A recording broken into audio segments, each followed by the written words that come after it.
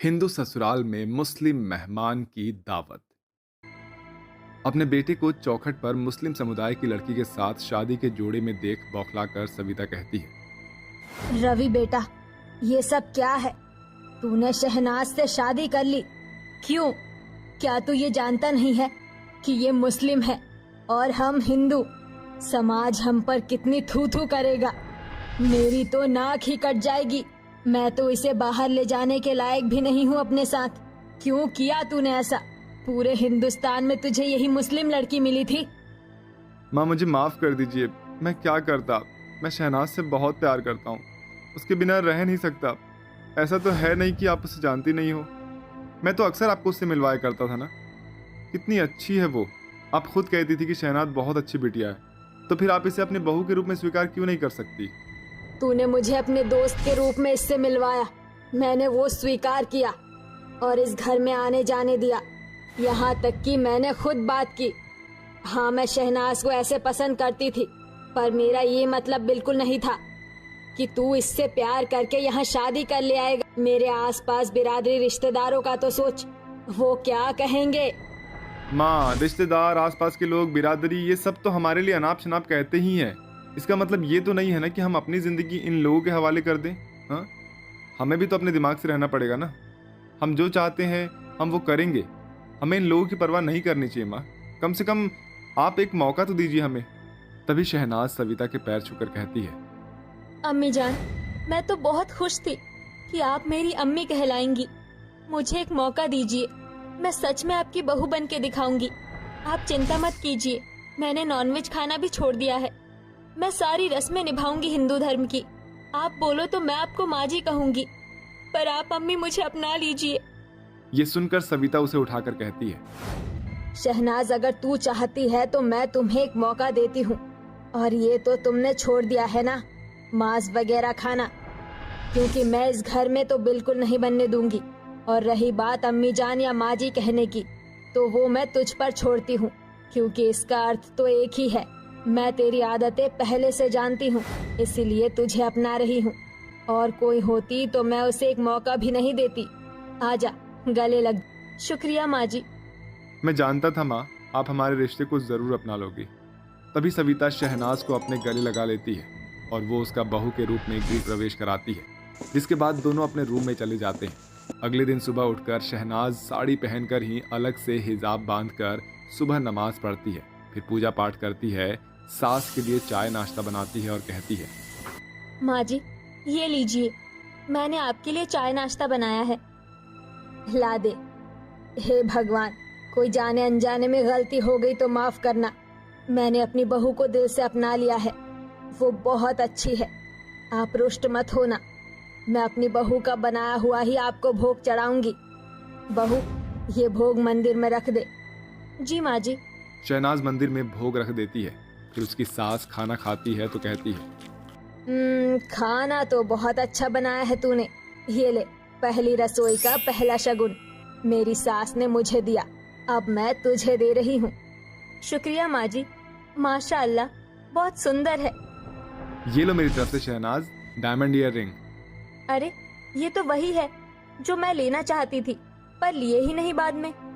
इसलिए तो मैं ले आया। वक्त गुजरता है। सविता अपनी बहू शहनाज के हर काम से खुश थी। वो नियम से 5 बार नमाज पढ़ती थी, फिर नियम से सुबह शाम का दिया बत्ती भी करती थी। पर जब पड़ोसियों को ये बात पता चलती है तो गली की औरतें सविता से कहने लगती है। अरे, मैंने सुना है कि तूने अपने बेटे की शादी एक मुस्लिम बहू से कर दी, और वो लड़की तो तेरे घर में आती जाती रहती थी। मतलब तू पहले से ही जानती थी ये सब। शर्म नहीं आती तुझे? एक मुस्लिम लड़की को अपने घर की बहू बना लिया। अरे, वो कितना मांस मीट बकरा खाती होगी, और भी चीजें होती है। अजीब इत्र लगाते हैं, गुटखा खाते हैं। अरे, इनके में तो भाई बहनों में ही शादी हो जाती है। तूने क्या सोचकर उस लड़की को अपनी बहू बना लिया? हाँ यार, मुझे भी ये बात तेरी पसंद नहीं आई सविता। देखो, मैं उस लड़की को पहले से ही जानती थी, पर मेरा बेटा सच में शादी कर लेगा ये मुझे पता नहीं था। अब मजबूरी है, अपनाना तो पड़ेगा ही। और लड़की बहुत अच्छी है, क्योंकि मैं पहले से जानती हूँ। रही बात मीट बकरे की, तो वो सब उसने छोड़ दिया है। हिंदू बहू की तरह मेरी बहू रहती है। तू कितना भी कोशिश कर ले उस लड़की को अपने घर की बहू बनाने में, लेकिन वो रहेगी तो मुसलमान ही। और आज तेरे सामने मांस नहीं खा रही, लेकिन तेरे पीछे तो उसका मन करेगा। मेरी मान तो तू थोड़ा उससे सख्ती से पेश आया कर, ताकि वो तेरे काबू में रहे और ऐसा वैसा कुछ ना करे। तुम दोनों ने बिल्कुल ठीक कहा, मुझे अभी से ही सावधानी बरतनी होगी।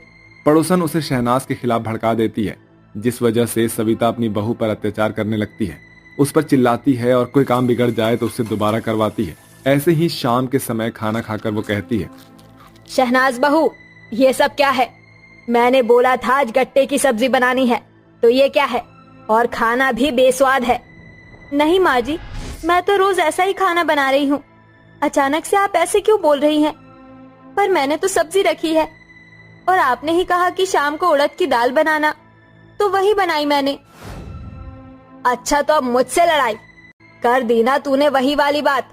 अगर मेरा बेटा मेरे धर्म की बहू लाता तो वो मुझे ऐसे उल्टे जवाब नहीं देती। माँ जी, मैंने आपको कोई उल्टा जवाब नहीं दिया है। ये सुनकर शहनाज काम करने लगती है। सविता अपनी बहू पर अत्याचार करने लगती है, उसे काम में उलझा कर रखती है, प्यार से भी बात नहीं करती। एक दिन शहनाज कहती है, माँ जी, बहुत दिन हो गए हैं, क्या मैं अपने अम्मी अब्बू से मिलकर आ जाऊं? ईद भी है, मैं उनके साथ ईद मनाना चाहती हूँ। कोई जरूरत नहीं है ईद मनाने की, तुझे ये सब छोड़ना होगा। पर माँ जी, मुझे कुछ नहीं सुनना। सविता की बात सुनकर शहनाज बहुत रोती है। पता नहीं माँ जी को क्या हो गया है। पहले तो माँ जी ऐसी नहीं थी, पता नहीं अब ऐसे क्यों करती है। उन्होंने मुझे ईद के लिए भी मना कर दिया। कब से अम्मी अब्बू से नहीं मिली, मुझे उनकी याद आ रही है। उसकी ये बात रवि सुन लेता है और अपनी माँ को जाकर समझाता है। शहनाज ने आपके सांचे में ढलने की हर कोशिश की है, फिर आपने उसे ऐसा क्यों कहा? वो बहुत परेशान है माँ, उसे अपने मम्मी पापा की बहुत याद आ रही है। उसे मिलने क्यों नहीं जाने दे रहे आप? हाँ? क्या आप जानती नहीं है कि शहनाज कितने अच्छे दिल की है? बेटा, मुझे माफ कर दे, ये सब जरूर उन पड़ोसनों का किया धरा है। उसने मुझे बहू के खिलाफ भड़का दिया था, इसी वजह से मैं उस पर गुस्सा करने लग गई, उसे डांट दिया। लेकिन अब मैं बहू को सरप्राइज दूंगी। उसके अम्मी अब्बू पूरे परिवार को ईद के दिन यहाँ बुलाऊंगी, वो बहुत खुश हो जाएगी। हाँ माँ, ये बहुत अच्छा आइडिया है। 2 दिन बाद ईद थी। शहनाज रसोई में बर्तन साफ कर रही थी कि दरवाजे पर घंटी बजती है और सविता कहती है, बहू, दरवाजे पर कोई आया है, जाकर देख कौन है। बहू अब बहुत खुश हो जाएगी। काश आज के दिन मैं अम्मी अब्बू से मिल पाती। इस वक्त कौन है सुबह सुबह दरवाजे पर? ऐसा कहकर शहनाज दरवाजा खोलती है तो अपने अम्मी अब्बू और भाई बहनों को देखकर बहुत खुश हो जाती है और उनके गले लग जाती है। अम्मी, अब्बू, भाईजान, मेरी छोटी बहन, आप सब अचानक से कैसे? मुझे आप सब की बहुत याद आ रही थी। आज मेरी बेटी की शादी के बाद पहली ईद है, उससे हम मिलने कैसे नहीं आते? और तेरी सासू माँ ने हमें बुलाया है। हाँ बेटा, तो खुश तो है ना? हाँ अब्बू, मैं बहुत खुश हूँ। पर सच में माँ जी, आपने बुलाया मेरे अम्मी अब्बू को? मुझे तो यकीन नहीं हो रहा। हाँ बहू, मैंने तेरे साथ बहुत बुरा बर्ताव किया, तुझसे माफी मांगने के लिए, और तुझे ईद पर अपनी अम्मी अब्बू से मिलाना था, इसीलिए मैंने उन्हें आज दावत दी है। अब तू अपनी अम्मी अब्बू के लिए बढ़िया बढ़िया आज के लिए खाना बना। लेकिन बस बेटा, शाकाहारी ही। कैसे हो समधन जी? ठीक हूँ, आप सब अंदर आकर बैठिए ना। और बच्चों, कैसे हो तुम? मैं बिल्कुल ठीक हूँ आंटी जी। तभी सब घर में जाकर बैठते हैं, हंसी ठिठोली करते हैं। फिर शहनाज सबके लिए बढ़िया सा खाना बनाती है, जिसमें उसकी सास भी मदद करती है। सब एक साथ बैठकर दावत खाते हैं और एक दूसरे को ईद की मुबारकबाद देकर खुशी खुशी रहने लगते हैं। जानकी नाम की एक बुढ़िया अपनी 3 पोती अंजलि, कीर्ति, श्रेया के साथ रहती थी। वो अपनी पोती का काफी समय से ख्याल रख रही थी। दरअसल एक हादसे में उसके बहू बेटे चल बसे। तब से वो अपनी पोतियों को पाल पोस रही थी। अपनी बूढ़ी आंखों और कमजोर हाथ पैरों के बलबूते पर भी वो दूसरे के घर जाकर झाड़ू पोछा का काम करती है। ऐसे ही शाम के समय मालकिन शिवानी उससे कहती है, अरे ओ अम्मा, यहाँ हाथ पर हाथ रखकर क्यों बैठी हो? तुम्हें काम वाम दिया था मैंने, वो हो गया क्या? बर्तन साफ हो गए? हाँ हाँ बेटा, मैंने बर्तन साफ कर दिए, रसोई साफ कर दी। मैं थक गई थी तो थोड़ी देर बैठ गई, इसीलिए मुझे पता है शाम का टाइम हो गया है। मैं तुम्हारे लिए चाय बनाकर लाती हूँ। एक तो बढ़िया हो आप, इतने धीरे धीरे काम करती हो। मेरी चुप्पी का फायदा मत उठाइए, मुझे कहना ना पड़े, काम समय पर कर दिया कीजिए। मेरा बस चले तो मैं आपको काम पर रखूं ही ना, कछुए की तरह करती हो। अरे नहीं नहीं बेटा, ऐसा मत बोल तू तो जानती है मुझे अपनी 3 पोतियों को देखना पड़ता है। होता नहीं है मुझसे, लेकिन उनके लिए तो जीना ही है मुझे। मैं तुझे शिकायत का मौका नहीं दूंगी। 2 मिनट रुक, अभी अदरक वाली चाय बनाकर लाती हूँ। बस इसी बात की वजह से मैं आपसे कुछ ज्यादा कहती नहीं हूँ, लेकिन काम तो आपको करना पड़ेगा। अगर पैसे चाहिए तो मुफ्त का खाना तो किसी को नहीं पचता। ये सुनकर बुढ़िया चाय बनाकर शिवानी को पिलाती है, जिसे पीकर वो कहती है, आहा, बस आपकी हाथ की बनी अदरक वाली चाय पीकर मुझे बड़ा सुकून मिलता है, और आपका बनाया हुआ खाना भी बहुत अच्छा होता है। इसीलिए मैं आपको कुछ कहती नहीं हूँ ज्यादा। शाम हो गई है, जाइए आप अपने घर जाइए। ठीक है, खाना मैंने बना दिया है और थोड़ा सा खाना बच रहा है तो मैं ले जाऊं? नहीं अम्मा, आज मेरी बहन आ रही है तो वो खा लेगी, आप फिर कभी ले जाना। ये कहकर जानकी अपने घर चली जाती है, जहाँ उसकी पोतियां बेसब्री से इंतजार कर रही थीं। दादी आ गई, दादी आ गई। दादी, आप हमारे लिए कुछ खाने की चीज लाए हो? हाँ दादी, बहुत भूख लगी है, 4-5 घंटों से हमने कुछ नहीं खाया। नहीं बच्चों, मैं कुछ लेकर नहीं आ पाई। मालकिन के घर उनकी बहन आ गई ना, मैं खाना बना देती हूँ, जल्दी से, थोड़ी देर बस रुको। ऐसा कहकर दादी अपने घर में बचे कुचे 1-2 मुट्ठी दाल और चावल को लेकर पानी डालकर पतली वाली खिचड़ी बना लेती है, जिसे खाकर बच्चे कहते हैं, दादी ये तो बहुत पानी वाली खिचड़ी है, दाल भी कम है और अच्छी नहीं बनी। दादी ये नहीं खाना हमें, इतने दिन से आप हमें अजीब अजीब सा बोरिंग खाना खिला रही हो, कुछ अच्छा बना दो ना। हमारे दोस्त तो बर्गर पिज्जा खाते हैं, आज सोनू की मम्मी उसके लिए पैटीज लेकर आई हैं। दादी आप हमें कब खिलाओगे ये अमीर वाला खाना? हाँ दादी बताइए ना, हमें भी एक अमीर वाला खाना खाना है। अरे बेटा, अभी पगार आने में वक्त है, थोड़ा सब्र करो, और घर का राशन, तुम्हारे स्कूल की फीस भी तो देनी है। अमीर वाला खाना तो मैं खिला दूंगी तुम्हें किसी दिन, जब पैसे होंगे। फिलहाल ये खा लो, वरना पेट में दर्द होगा। ठीक है दादी, हम ये खा लेंगे, इसके बाद आप हमें लोरी सुनाना। ठीक है बच्चों। ये कहते ही बच्चे खाना खा लेते हैं। फिर जानकी उन्हें लोरी सुनाती है। चंदनिया छुप जाना रे, क्षण भर को लुक जाना रे, बिटिया मेरी सो जाए, नींदी आँखों में आ जाए। लोरी लोरी लोरी लोरी। चलो, तीनों सो गई। मेरी पोतियां अमीर वाला खाना मांग रही हैं, मुझे इनकी ये इच्छा पूरी करनी ही होगी, क्योंकि उनके माता पिता नहीं हैं तो ये आस मुझसे लगाती हैं। ऐसा कहकर बुढ़िया सो जाती है। अगले दिन से वो मेहनत करके अपनी मालकिन के यहाँ काम करती है, और वहाँ का खाना बच जाया करता था तो घर लाकर अपनी पोतियों को खिलाती थी। उसे जो पगार मिलती है उससे वो घर का थोड़ा सा राशन ले आती है, और बाकी पैसों से अपने पोतियों की स्कूल फीस भर देती है। वो बहुत कोशिश करती है कि उनके लिए थोड़े से पैसों से जलेबी, रबड़ी या समोसे ले आई, लेकिन बदकिस्मती तो उसके साथ थी। ऐसे ही जब तीनों पोतियां घर के बाहर खेल रही थीं, तो सामने का बच्चा सोनू जलेबी खाते हुए खाकर कहता है, आहा, मजा आ गया, कितनी गरम गरम करारी जलेबियां हैं। तुम तीनों ने तो कभी ये सब खाया ही नहीं होगा, है ना? पता है, परसों मैंने छोले भटूरे खाए थे और आज मम्मी ये लेकर आई हैं। अब कल मैं रेस्टोरेंट में जाऊंगा, माँ के साथ पिज्जा खाऊंगा।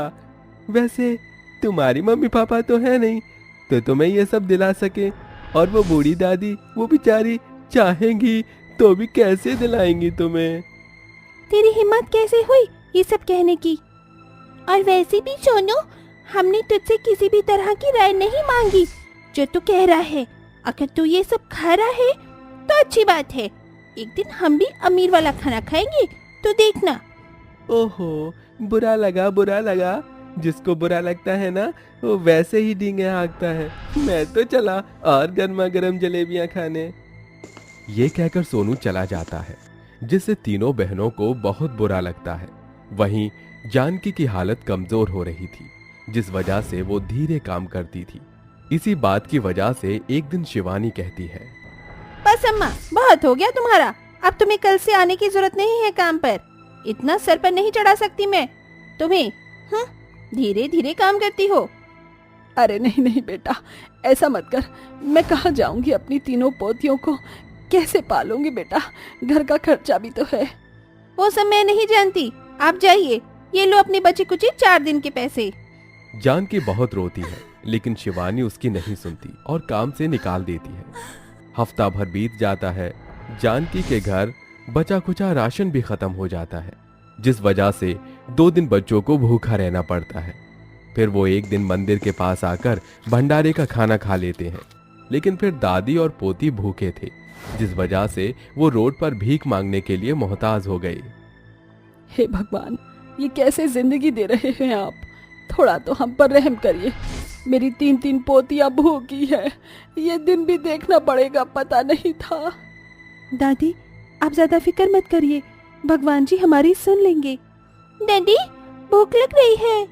बेटा सब्र रख, कुछ ना कुछ मिल जाएगा थोड़ी ही देर में हमें। और जो पैसे मिलेंगे उससे मैं तुम तीनों को अमीर वाला खाना खिलाऊंगी। अरे कोई भगवान के नाम पर दे दो। अरे बेटा मदद कर दो। अरे हटो हटो हटो, पता नहीं कहां कहां से लोग आ जाते हैं भीख मांगने। तभी वो आदमी दुत्कार कर चला जाता है। फिर सामने एक छोटा बच्चा सड़क पर भाग रहा था कि जानकी उस बच्चे को एक ट्रक के नीचे आने से बचाती है। तभी उस बच्चे के माता पिता आकर कहते हैं, मेरा बच्चा रोहन ठीक तो है ना? शुक्रिया अम्मा जी, आपने मेरे बच्चे को बचा लिया, वरना ना जाने आज क्या अनर्थ हो जाता। शुक्रिया अम्मा जी। अरे आपके पैर से तो खून निकल रहा है, आप हमारे घर चलिए। अरे बेटा ठीक हूँ मैं। अरे नहीं अम्मा, आप चलिए। ठीक है बच्चों, तुम भी आ जाओ। बेटा ये मेरी तीनों पोतियां हैं, इन्हें भी ले चलो। ये कहकर वो लड़का अपनी कार में सबको बिठाकर अपने घर ले जाता है, जहां वो दादी की मरहम पट्टी करता है और उन्हें खाना खिलाता है। इतना बढ़िया खाने को खाकर दादी पोती कहती हैं, अरे भाई ये खाना तो बहुत अच्छा है, कितने समय बाद, और ये सब तो पहली बार खाया है। शुक्रिया बच्चों, बड़े दिनों से हमने खाना नहीं खाया था और ना ही मेरी पोतियों ने। शुक्रिया अंकल, ये बर्गर पिज्जा हमने पहली बार खाया है। हमारा बहुत मन था कि हम अमीर वाला खाना खाएं। सच में मजा आ गया, काश ऐसा खाना रोज खा पाते। आपका जितना मन करे उतना खाना खा लो। एक बात पूछूं, इनके मम्मी पापा नहीं हैं? हाँ बेटा, इनके मम्मी पापा नहीं है, इसीलिए मैं ही बोलती हूँ। पर अब मेरे पास काम नहीं है, तो कुछ समय से खाने के लाले पड़ गए थे। आपको काम तलाशने की कोई जरूरत नहीं है, मेरा बहुत बड़ा होटल है। अगर आप चाहो तो उसमें देसी खाना बनवा सकते हो। हाँ बेटा, मैं जरूर करूँगी। मैं खाना बनाने में बहुत अच्छी हूँ, मुझे सारा खाना बनाना आता है। उसी दिन से जानकी साहिल के होटल में देसी खाना बनाती है, जिसकी उसे अच्छी खासी पगार मिलती है और वो अपनी पोतियों को पालती है। साथ ही अमीर खाना खाने का सपना भी उनका पूरा हो जाता है। इस तरह वो सब खुशी खुशी रहने लगते हैं।